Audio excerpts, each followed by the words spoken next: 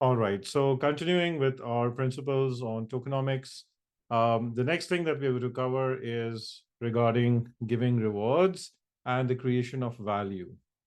So remember that whenever you're creating tokenomics or when you're designing your token, there should obviously be a reward structure for people participating in your ecosystem.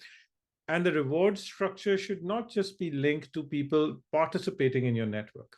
The people that participate in your ecosystem, your protocol, or your network should actually create value inside the ecosystem. So participation should not just be like, hey, I'm participating in your network, but the participative actions should be leading to value creation of your token. Let's take some examples. So let's talk about Axie Infinity. Or let's talk about NFT collections, right? So you hold an NFT and you purchase an NFT from an ecosystem and you expect it to go up in value just because you've participated and you continue to hold it.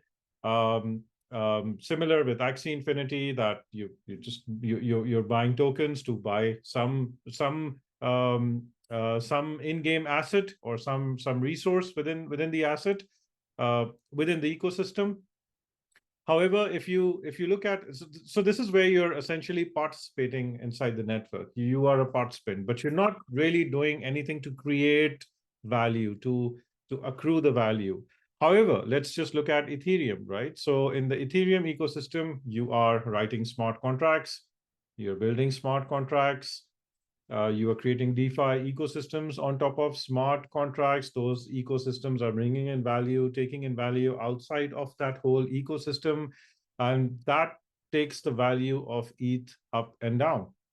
So you are actually involved actively in creating the value, right? You're not just like a participant in the ecosystem, you're actually involved in creating value for that token. So one of the principles in designing tokenomics is that give rewards to people who create value and not just people who participate. So this is how you create a healthy tokenomics ecosystem for your protocol.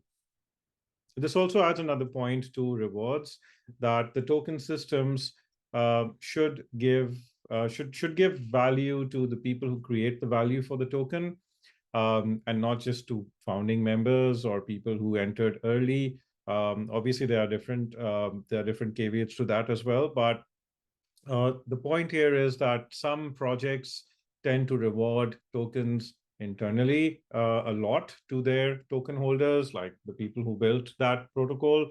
However, a good tokenomics rewards people who create the value, not just the people who are just sitting and holding tokens, but people who are actively involved and creating value inside the ecosystem.